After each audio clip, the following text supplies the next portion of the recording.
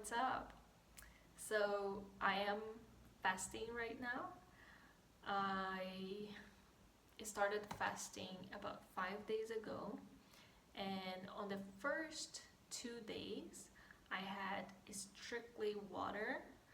I didn't have a lot of water. I had maybe like 600 milliliters of water on the first day, and I just had tap water. Which I'm not saying is the best. Oh, by the way, like anything I say in this video, I'm not saying you should do it or this is the right thing to do or this is just me sharing an experience I'm having and I just had. Okay, so on the second day, I started drinking water a little bit earlier to keep myself a little bit more hydrated. So what happens is that in the first day, it wasn't even planned. Actually, not a lot of this was actually planned. I don't usually feel hungry or thirsty first thing in the morning. I'm a person who, usually like I break fast. Anyways, like breakfast for at noon or sometimes even later than that. Like I don't feel like eating or drinking anything at all usually until like 11 a.m. at least on most days. Of course, there are exceptions. And I usually just go with the flow. I listen to my body. I got to a point where I'm pretty in touch. Like I feel like I'm pretty in touch most of the time with my body, like what I need and all that. So that's why on the first day I ended up not drinking anything until afternoon, and I didn't push myself to drink a bunch of water. I just had what I had and I felt fine. So on the second day I started drinking water a little bit earlier, and I had maybe about a liter of water, which it is not that much, based on a little bit of research that I did on where people say that they have like 2 liters of water while they're fasting. And the reason they say is because it helps the body flush out stuff that we have maybe accumulated in our bodies that are not supposed to be there, like toxins and whatnot, from our intestines and from our cells, from in our body in general. So yeah, but for me it was fine. I was feeling fine. I did not feel hungry. I On the third day I started noticing food is everywhere. So it's like like when people get together, it's always around food. We walk around. I walk in the kitchen. There's like food. And then you look on the internet online, there's so many like accounts and pictures of food and videos. So I started noticing that, and that I think maybe remind me of how because of that and the culture, I think I pretty much what's the word I'm looking for, developed like a habit of eating. And maybe we can all relate with that.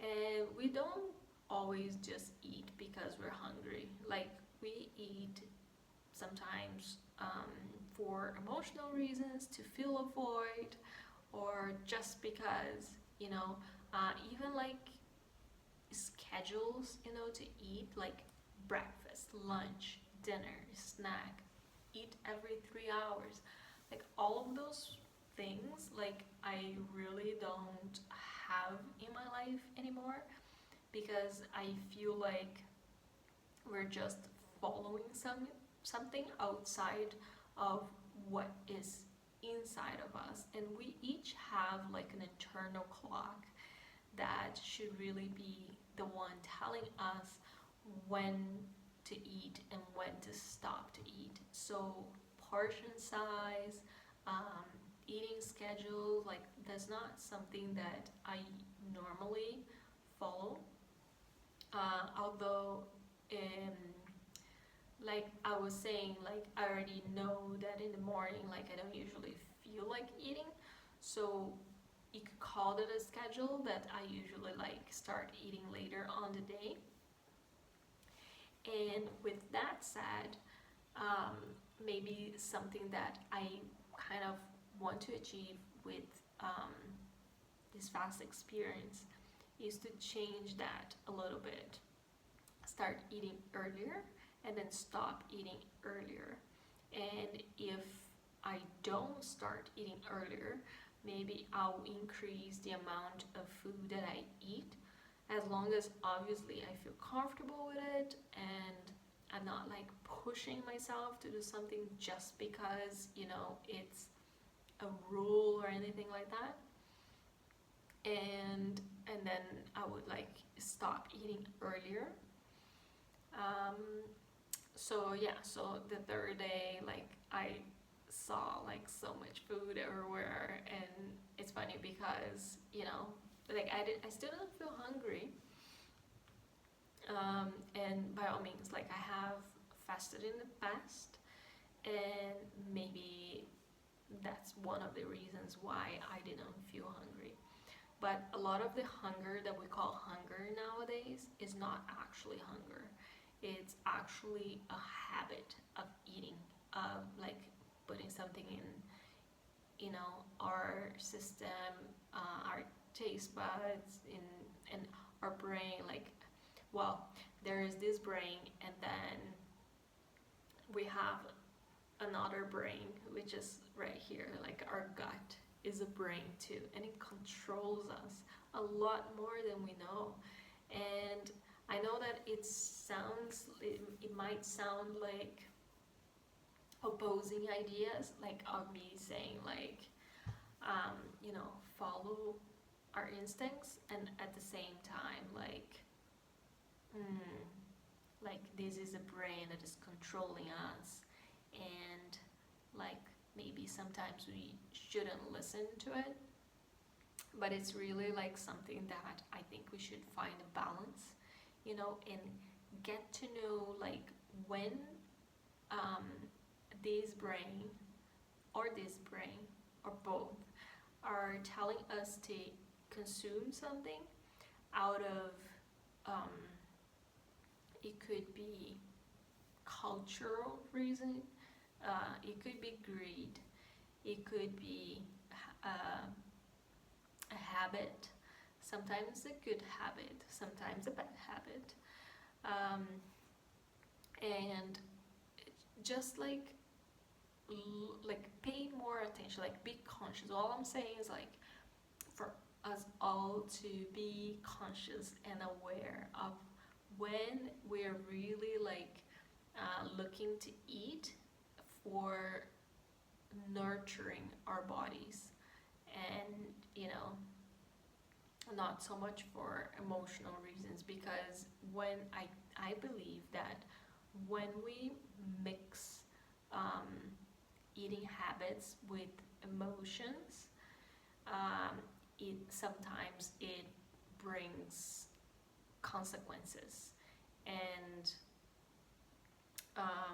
the consequences could be poor eating habits, it could be binge eating, it could be ignoring other things that we need to deal in our life. Like say we're missing a friend, or um,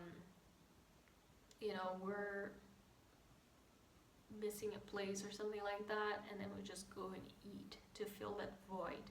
Like why not just go through that, be mindful and deal with that without bringing food in the middle. Or if we need to do something and then we're just putting off, and then no, I'm gonna cook instead, I'm gonna eat instead. Like why not just go ahead and deal with what we have to deal with.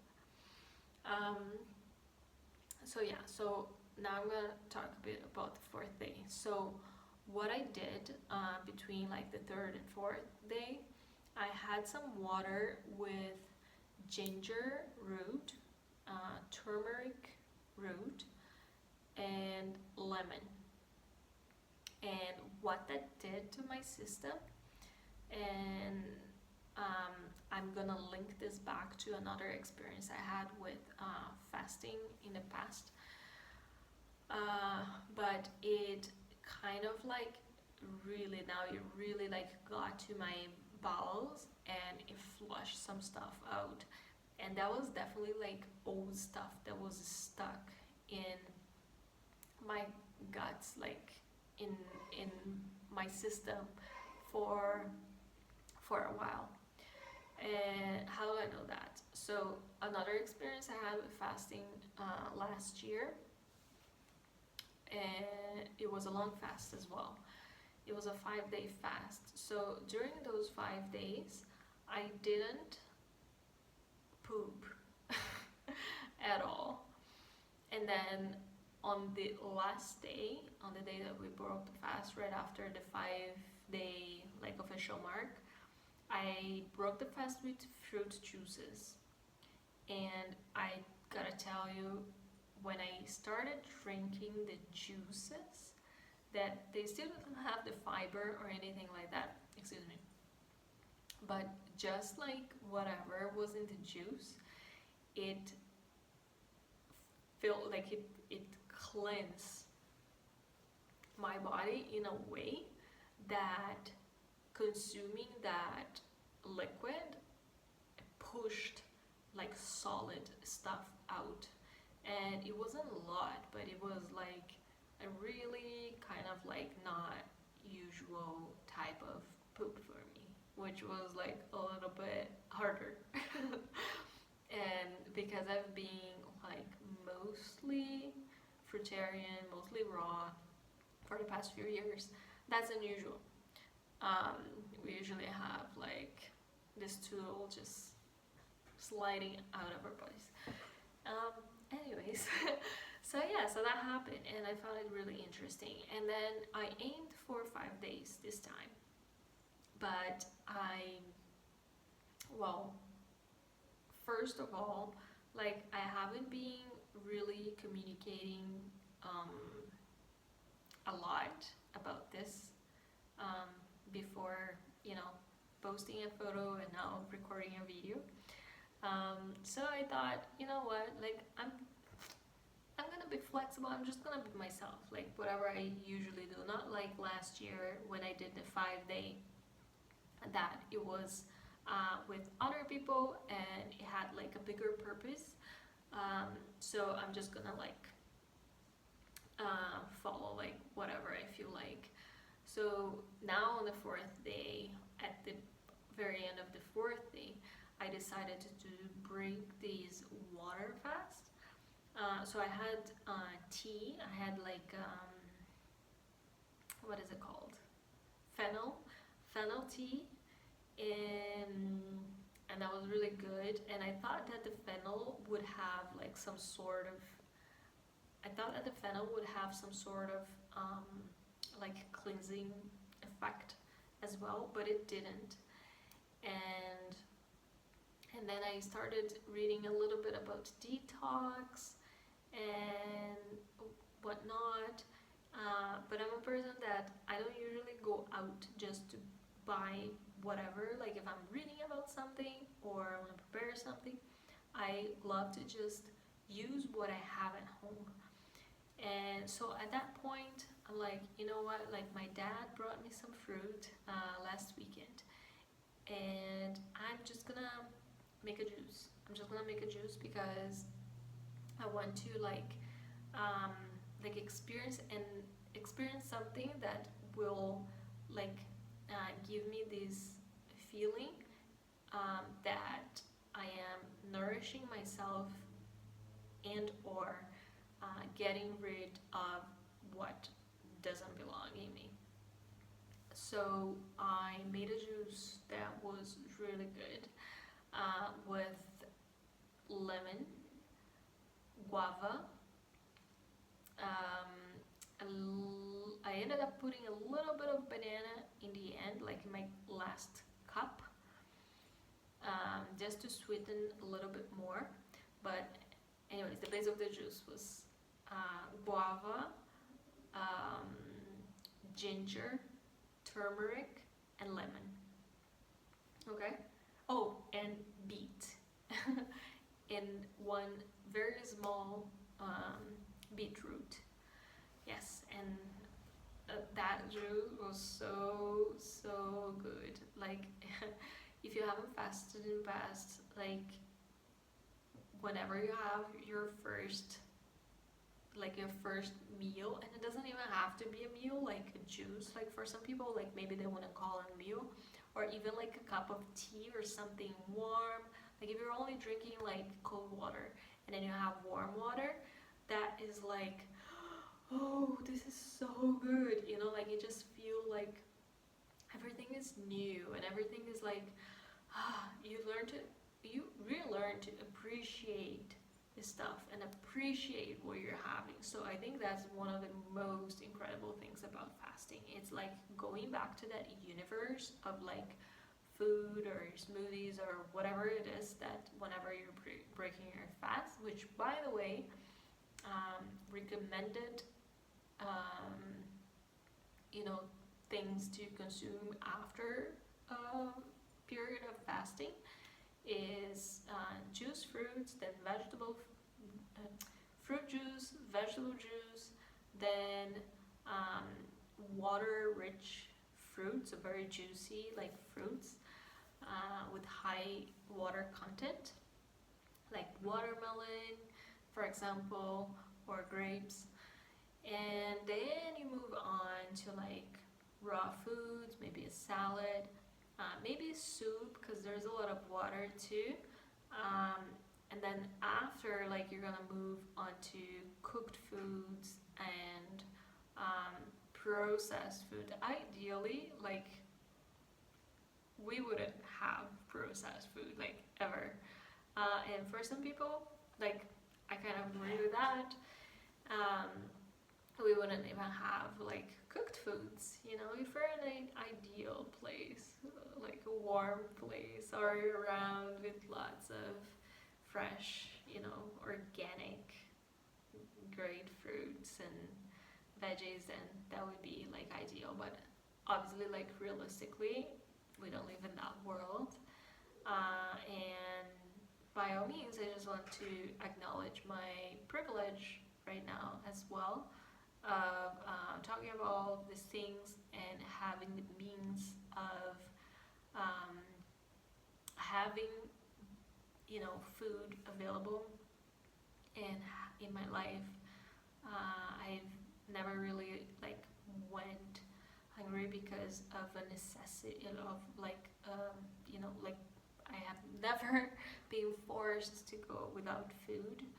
So this is another thing that I think that is like absolutely life-changing with fasting is that sometimes like we end up thinking, at least for me it's like this, we end up thinking about others who have no food, like who don't have the option, they don't have, like we're like, hey, like I'm this is in my case, right?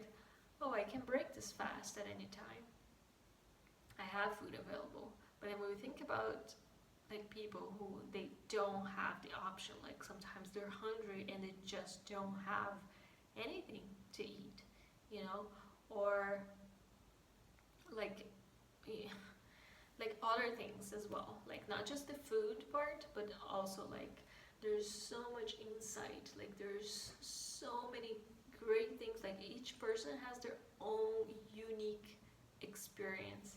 And for my experience, like I always like end up thinking about others, and how can I be like a better person and help others maybe are lacking something in their life, some enrichment. So how can I make that better, because I have like a lot of resources. and I haven't really um, had a huge lack in my life in terms of um, what I really need to survive, like food and shelter. So yeah, so now I had that juice, and I might as well like juice for a little bit. I don't know, that might change because I have done this in the past and I have said the same thing, and sometimes it is what happens, sometimes it's not. That's in the future, so I can't really tell you right now. But I can tell you the idea. So I have an idea that I will maybe juice, like keep the fast going, and then it'll be a juice fast where I'm getting a lot of nutrients from fruits, maybe some veggies and whatever it is, but in liquid form. So I won't be having something solid, and I will keep an eye. Like this will be kind of new to me. Um, because I never really juice fast, like did a strict juice fast in the past. I have done, well, actually I can't say that because I did juice fast for a day, and usually after a water fast I move into juice fast because I think that's easier on my digestive system if I start, you know, introducing liquid foods first before I move into solid foods. But I never did like a strictly juice fast, and this wouldn't be a strict juice fast as well. But let's see if I will do like a little bit like over more than one day of juice fast. And yeah, so last thing that maybe I'll share with you, because I talked about this fast that we did last year. So what happened last year? Um, I am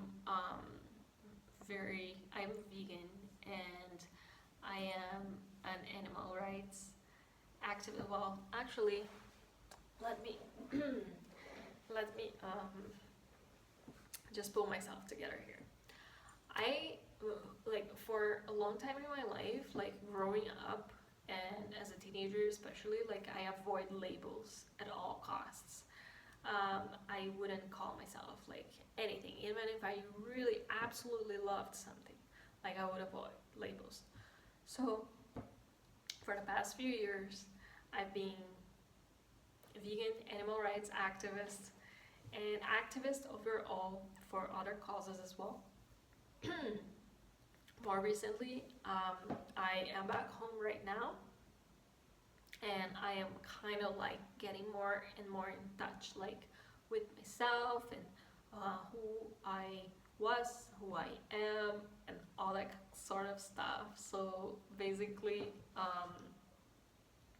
getting to know like who is like who makes me like, and I know that's fluid and that's all right. But like, what is at the root? You know, the leaves change, but the root, you know, it grows and it transforms as well. But so, in other words, I'm gonna try to like avoid using these labels. Anyways, so the fast we did last year wasn't actually a fast. It was a hunger strike, the one of the fasts that I mentioned.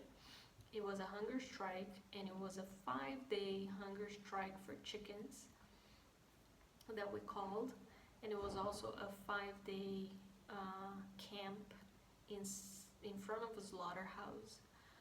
Um, so I'll give you a little bit more context to that if you like are just, you know, watching, although I doubt that somebody's gonna watch this, somebody that doesn't know me already. But yeah, I used to live in Toronto, Ontario, in Canada, and there are still a couple of slaughterhouses right in the city of Toronto. Unfortunately, there's slaughterhouses in the world. But yeah, so there's this chicken slaughterhouse, and they're called Maple Leaf, and they are building another slaughterhouse in a neighboring city, or 5 hours away actually from Toronto. And so we have this campaign that's called Stop Maple Leaf Violence. And with this campaign and an organization that holds weekly vigils at the chicken slaughterhouse, which vigils would be events that we have right in front of the slaughterhouse that are for bearing witness to the chickens arriving to slaughter. So we have activists and whoever wants to participate coming together for a few hours in front of the slaughterhouse, and then we stop the trucks that are arriving with the live animals before they go inside these places, and then we give a little bit of love, attention, and care to these animals hours before they get killed. So with the Toronto Chicken Save, which is the organization that organized this, have been organizing these weekly vigils for years now, and Stop Maple Leaf campaign, we organized a 5-day camping and hunger strike. So right in front of the slaughterhouse. Although we started with that idea, and then eventually what we really did, we were there mostly during the night, but then during daytime we all went to the Brazilian consulate in Toronto, which is a little bit out of the way, but we managed to do this almost every single day that week, 4 days for most people. And then we protest there because there's more foot traffic, because even though the slaughterhouse is in the city, is a little bit outside of public eye, but the Brazilian consulate is downtown Toronto, so there's more foot traffic, so people could really see like what we're doing. We had signs saying that we're on a hunger strike, and we had signs basically like telling people how there's this slaughterhouse, and bringing attention to the victims, to this beautiful animals that are bred into existence with the sole purpose of being killed. And there's a lot of people that live in Toronto and have lived their entire lives in Toronto, and they're not even aware there are slaughterhouses in Toronto. And although they think that's horrific, like a lot of times they still consume these animals, they still go to the supermarket and buy their bodies, because, well, these industries are smart, like they're smart and they're not. They're not really smart because it's hurting everybody. They're hurting the world, their families, like whoever own these businesses. But the system itself, like the industry, they sell these animals' bodies cut up in pieces, where we can no longer relate that. Like that's an actual bird. Like most people who would try to help a bird who is hurt on a sidewalk, sometimes they enter a supermarket or a restaurant and they buy a bird's body and a bird that was completely tortured. No matter the label the industry used to try to hide how horrible their businesses are, it's something that is coming from a lot of violence and from killing, from taking somebody's life that didn't ask for that. And the breeding, is like, in my opinion, is like the worst part, more even than the killing. But yeah, they're equally horrible. So yeah, so we did that event, and that was a great experience. I mean, there's a lot that happened that week, including a fella that tried to put our tents on fire. There was an actual tent that was set on fire. So by the middle of the week, we decided that we weren't keep camping there anymore or sleeping there, but we still kept our camp set, just to show presence, and to make that statement. And bear with me, like if I'm jumping here and there with all this, but. And then the part of the Brazilian consulate, it was tying the fact that animal agriculture is the largest by far, destroyer of forests in the world.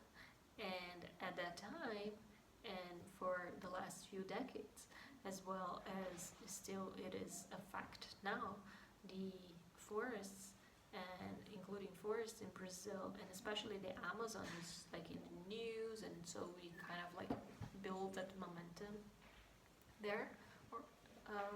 So the forest in the Amazon forest was burning. Yeah, so what else can I tell you?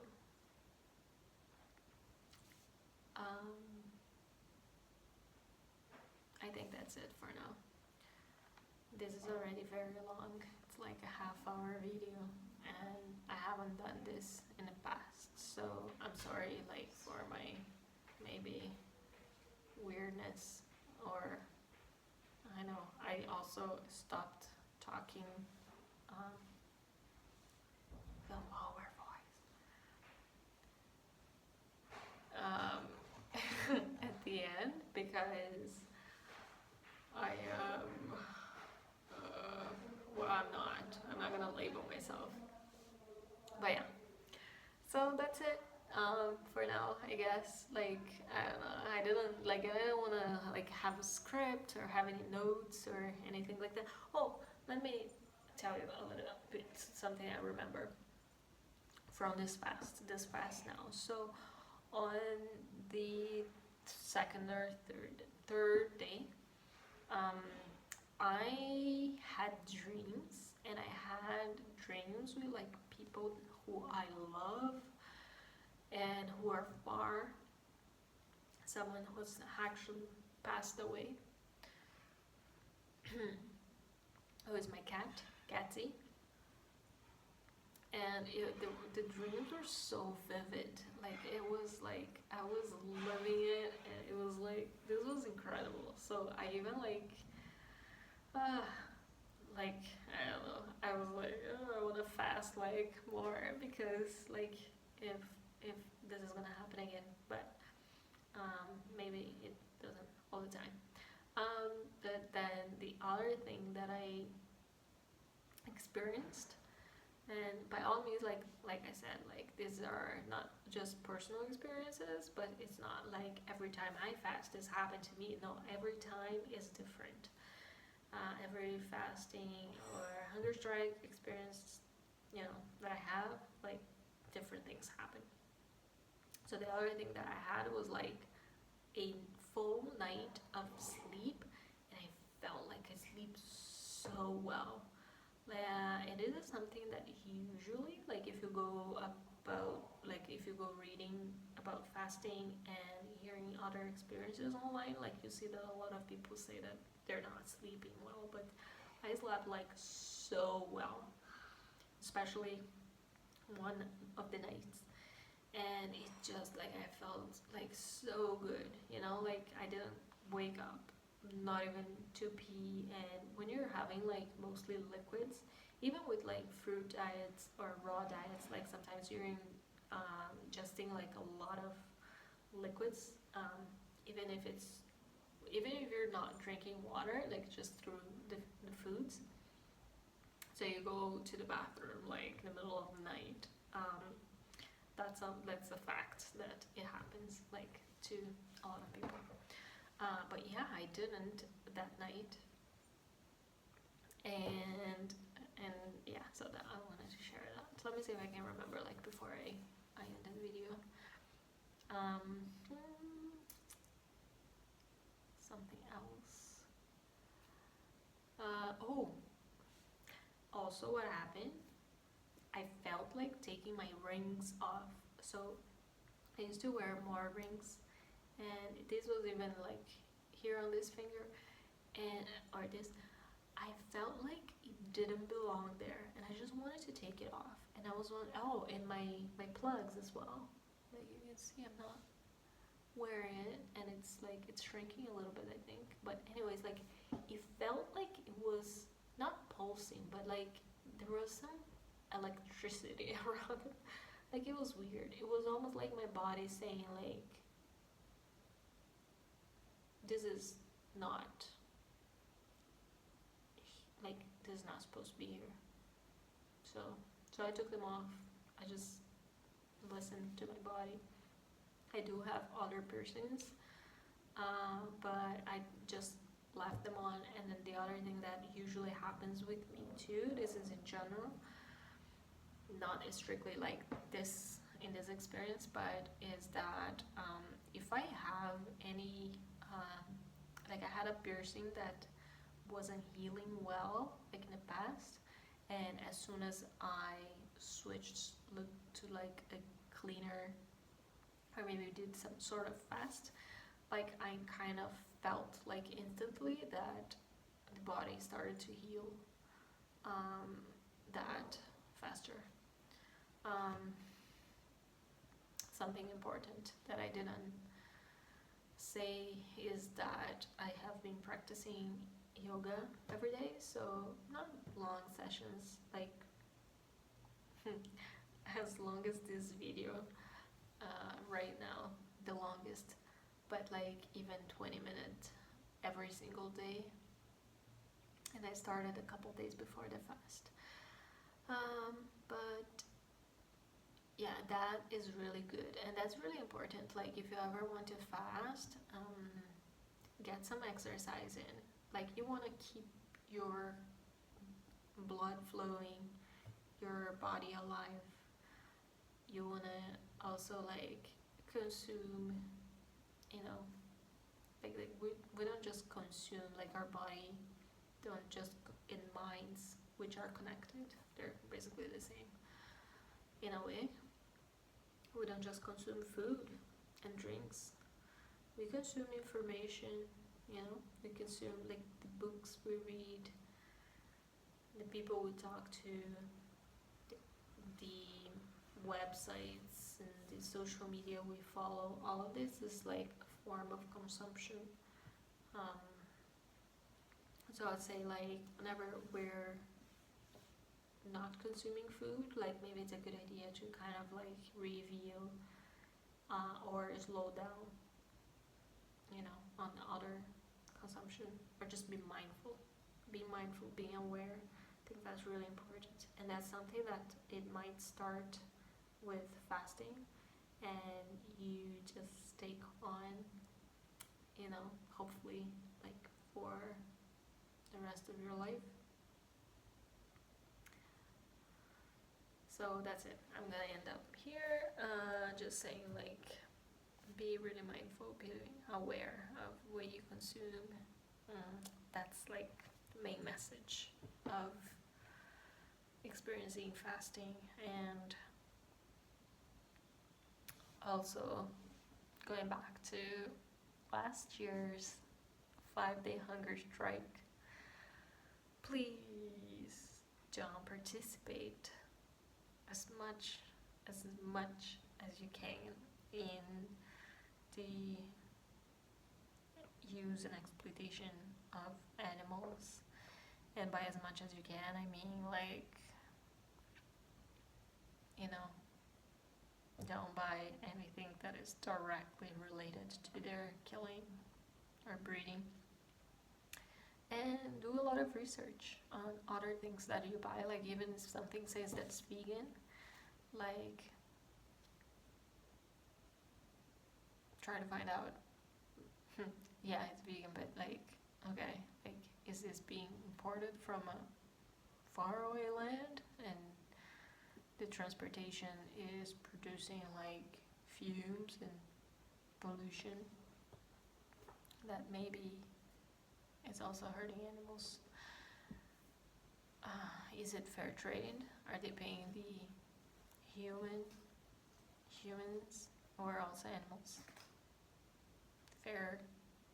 fairly? Are they treating them fairly? Are they, not harming them and their families? So local, organic, usually local is organic, and animal free. These are all like things that we can kind of like do. So, well, if you can't, that's fine too. Like, I mean, if you're poor, but I say that we can because like usually like when you're on the internet, you're online.